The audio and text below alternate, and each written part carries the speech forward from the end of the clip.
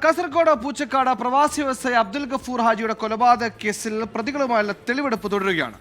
പള്ളിക്കര, പൂച്ചക്കാട് എന്നിവിടങ്ങളിലെ സഹകരണ സ്ഥാപനങ്ങൾ നടത്തിയ പരിശോധനയിൽ 15 പവൻ സ്വർണം അന്വേഷണ സംഘം കണ്ടെടുത്തു. ഇതോടെ 117 പവൻ സ്വർണ്ണാഭരണങ്ങൾ അന്വേഷണ സംഘം കണ്ടെത്തിയിട്ടുണ്ട്. 300-ലേറെ പവനാണ് പ്രവാസി വ്യവസായിയെ കൊലപ്പെടുത്തി പ്രതികൾ തട്ടിയെടുത്തത്.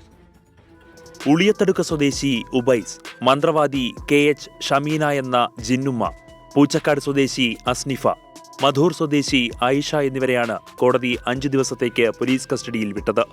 അസ്നിഫയുമായി അന്വേഷണ സംഘം നടത്തിയ തെളിവെടുപ്പിലാണ് 2 സഹകരണ സ്ഥാപനങ്ങളിൽ പണയപ്പെടുത്തിയ 15 പവൻ സ്വർണം കണ്ടെത്തിയത്.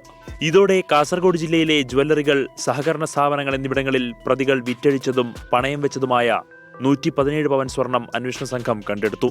കേസിൽ കൂടുതൽ പ്രതികളുണ്ടെന്നാണ് പോലീസിന്റെ കണ്ടെത്തൽ. കൊലപാതകത്തിന് ശേഷം വിദേശത്തേക്ക് കടന്ന പ്രതികളെ തിരിച്ചെത്തിക്കാനുള്ള നടപടികൾ അന്വേഷണ സംഘം തുടങ്ങിക്കഴിഞ്ഞു. ഇവരെ പിടികൂടി പ്രധാന പ്രതികൾക്കൊപ്പം ചോദ്യം ചെയ്താൽ ബാക്കി സ്വർണം കൂടി കണ്ടെത്താനാകുമെന്ന നിഗമനത്തിലാണ് പോലീസ്. ഇതിനിടെ പ്രതികൾ നൽകിയ ജാമ്യാപേക്ഷ കോടതി ഈ മാസം 13-ന് പരിഗണിക്കും. 24 കാസർഗോഡ്.